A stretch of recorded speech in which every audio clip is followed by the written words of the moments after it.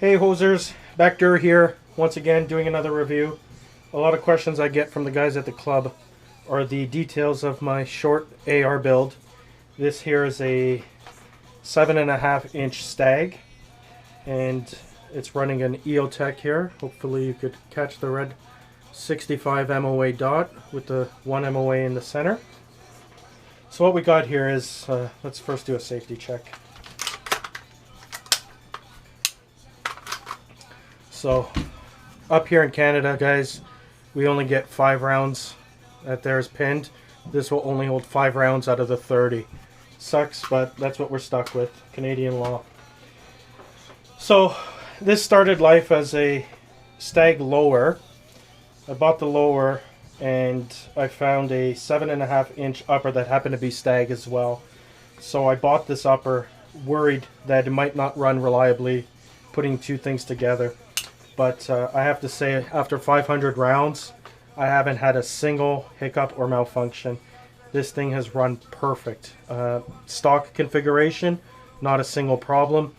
And even after I did a few modifications, still not a single problem. So I'll just quickly go through what I've changed. So first and foremost, I'm sure you could see, is this trigger. This is the ALG trigger from Geissle's sister company, ALG. This is a crisp, you'll see, crisp, has a little bit of take up, not even, I'll do it with my left, just incredibly short and crisp. Reset is next to nothing,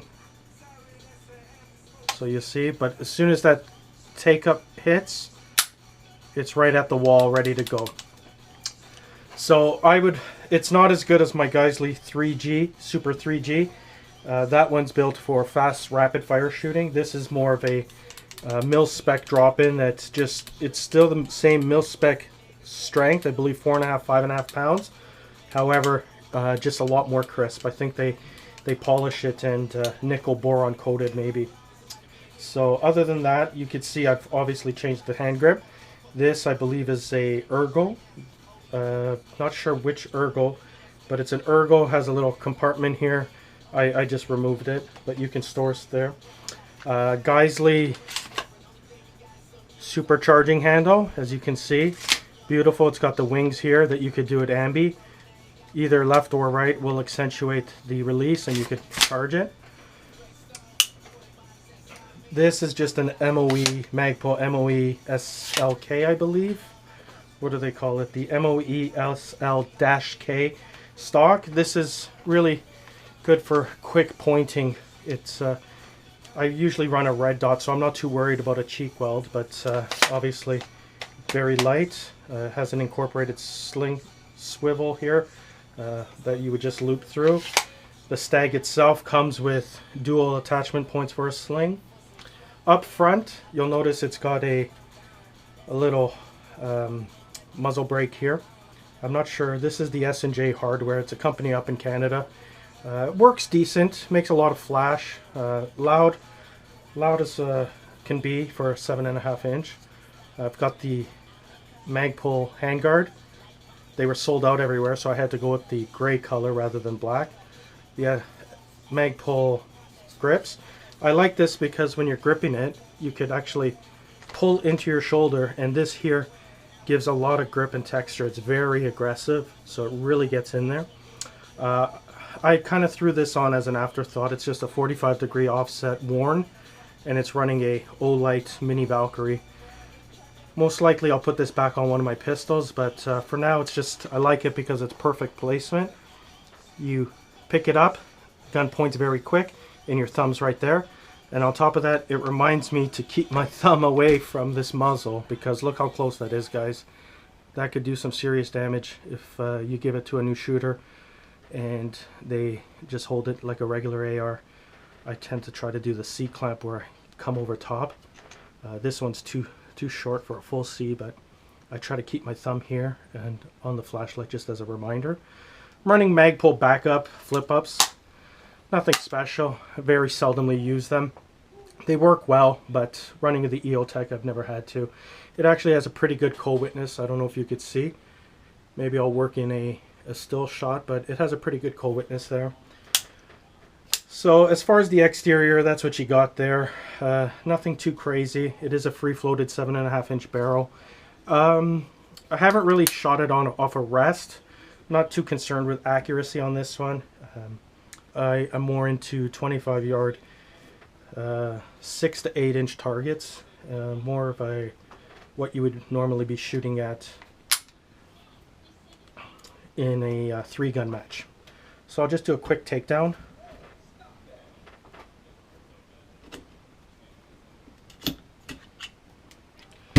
So the one thing I didn't mention is I'm actually running a Stag Bolt as well.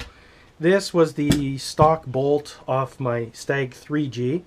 I ended up putting a Stag nickel boron in that one, so I just dropped this one in here. Works fine. Again, no issues.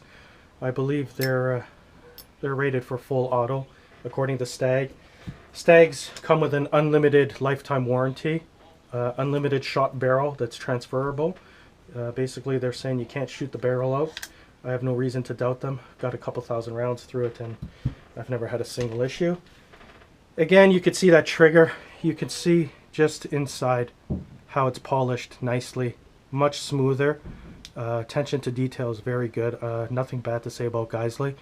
Awesome product. This one I believe retails for about 90 bucks US, 160, 150, 160 in Canada. Can't go wrong for that. Definitely worth the upgrade. I'm not going to take it out, but I do have a Geissle H1 super braided wire in here. This is the Geissle proprietary buffer spring that it's essentially 3 springs coiled around each other to form one big spring, and they use a proprietary buffer that won't fit in a regular buffer spring just due to the taper. I believe it's running 1 tungsten weight and 2 steel weights in there, so that's why you got the H1.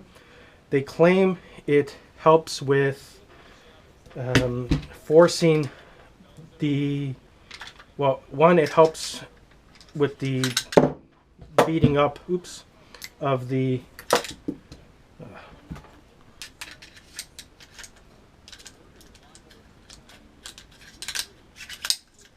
it helps with the battering of the bolt coming back and forth, but they claim it's supposed to push back a lot harder, helping you get the next round loaded. Other than that, they also say it gets rid of that twang that you hear on a regular AR. I don't know if you could hear it here, but you'll hear it a lot smoother, whereas with a regular AR you've got that screechy twang, and you don't get that here. I'll be honest, guys, I'd rather have my $120 back. I don't think that was a worthy upgrade. Again, it was running fine without that upgrade. It still runs fine. I don't know if it's doing much, but either way, you know, it is what it is. It's in there. I have no problems with it. If I was going to do another build, I'd probably skip that upgrade and maybe invest in one of their super semi-automatic triggers instead. Those in Canada go for about $330. So other than that, it's been a great little little AR pistol, or whatever you want to call it, short AR. No complaints whatsoever. Fit on the Stag is just phenomenal. I've got 2 Stags now, and they're just put together really well. Super tight, no play. Just really well built. The 3G is a much heavier gun. That one's supposed to be for long range 3-gun competitions where you're stretching out to 200-300 yards. But with that comes the 18-inch heavy barrel, and it gets kind of heavy. This one I really like because it's short, light. You could, you know, I've actually shot this one with one hand, and it was completely manageable. Very little recoil, and just an awesome little shooter. Guys, hit me up if you have any questions, if there's anything I glossed over or anything else you'd like to see. I think I covered most of it. Yeah, hit me up if there's any questions. Hey guys, you know what? I was just thinking it's not fair that I keep talking about my Stag 3G and I don't get it and show it to you. So I ran upstairs to get it, and I'll just do a quick show and tell on that one. I'll maybe do a dedicated video on that one later. So I'm just going to move this one here, and maybe I'll just, before people start asking, just show you this knife here that I got as a gift from my father. That's S35N steel, titanium frame. Hit me up in the comments if you guys know what this is. Great little knife. I don't know if you can see the name or not, but if you know what it is, hit me up in the comments. Beautiful knife. So here is the Stag 3G that I was talking about. This right here is pretty much stock configuration save one or two things.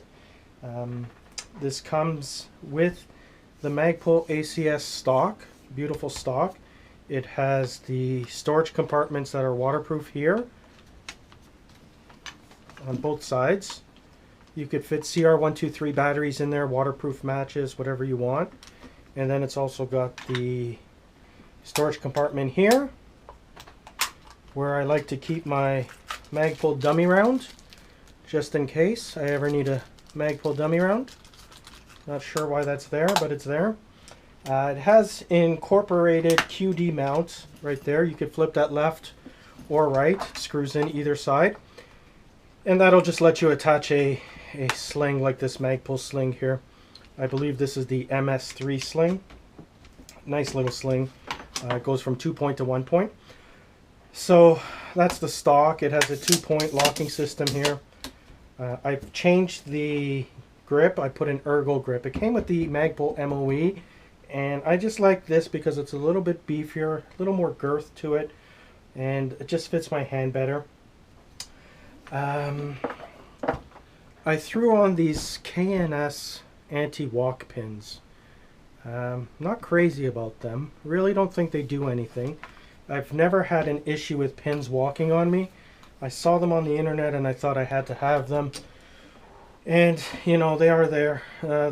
They're just there. I mean, they don't hurt. I don't think they do anything, but I'm not going to take them out. Other than that, I'll quickly show you the nickel boron bolt that I was telling you about. So that there's a full Stag Bolt, nickel boron coated. So that's why you see it's got that silver coating. It's supposed to add natural lubricity. It runs super smooth. This has a stock carbine spring in there, and again, like I was saying earlier, it's run fine. Doesn't really have that twang that they talk about. Like I said, guys, I really wouldn't waste my money with the Geissle Super Braid. It's $130 for a spring and buffer that I really don't see the advantage of. Maybe if you were running this thing suppressed, it might help.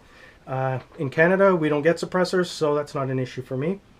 I believe this is a Bravo company BCM, yeah, BCM gunfighter charging handle, level 4, I think. It's got the big, or mod 4, I think they call it. So it's got that big extended. Not bad. Better than the stock, that's for sure. This has an 18-inch heavy barrel. You could see, I don't know if you could see, the barrel's fluted. That's to cut down on weight. It is a heavy gun, guys. I believe this is over 8 pounds. It's got a 2-inch compensator. You could see 9 holes. That really helps keep the muzzle flat when you're shooting fast. Really effective, really effective. And then on top, you'll notice I've got a Bushnell Incinerate. I bought this optic, it was on sale just to give it a test, and it's not bad. Definitely not my favorite. I'll see if you can catch a glimpse of it. But this is running a 25 MOA circle with a 2 MOA dot, and I find that it's a little bit too small for nice fine shooting. It's great for quick acquisition and you know, rapid fire. But it just, at 25 yards, it covers up too much of the target, and then even more so at 50. I think EOTech's got the sweet spot with the 65 or 68 MOA, whatever that is. This 25 is just too small, and it just covers too much of the target. Again, I think it would be great for running 3-gun, but if I was to do a match, I would definitely put back my EOTech, or what I normally run on it, which is the Vortex 1-8. This is a second focal plane illuminated reticle. It's got the upgraded reticle. I believe it's like an upside down horseshoe, similar to what you would find on the ACSS types. This is a great little optic. I find at one power it really does act as a red dot, and it's got great field of view and eye relief. However, once you push this thing up past 4, the eye relief goes to heck, and you've really got to push your face forward on this stock to get there, to get the good eye relief. It starts cascading, and you get a lot of scope shadow everywhere. Really bad eye relief on anything more than, I'd say, 4 or 5.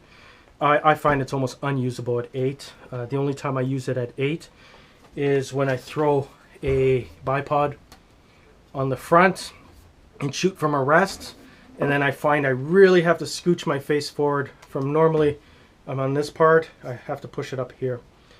And so that's the 3G in a nutshell, guys. I'll go further into it and do a breakdown on the next video. I just wanted to quickly show it and just show the difference, as I was mentioning with the stocks. You'll see this it's fatter and it creates more of a cheek weld. So this is great if you're running a low power variable optic. Get up and get a nice cheek weld. So that's it, guys. Ask me if you have any questions. Let me know if there's anything I missed or anything you'd like me to cover. I guess I should mention that this does come with a Geissle 3G trigger. So I'll just quickly show you. This trigger is, I think, 2.5 pounds, if that. Super, super easy. The first time I fired it, I couldn't believe it actually caught me off guard because I was used to a mil spec. So it's got a little bit of take up and then it just quickly snaps. I believe these are made for, here, let's see the reset. See that? Just super short and super quick. Consistently pulls at 2.5 pounds. Great for 3-gun, really fast. They don't actually recommend it. Geissle says not to use it for target and precision because it's a little too short. There's no take up. But for 3-gun, great trigger. So again, guys, if there's anything I forgot or anything you'd like to know, just hit me up in the comments or ask me, and I'll do my best. Hit like and hopefully you subscribe.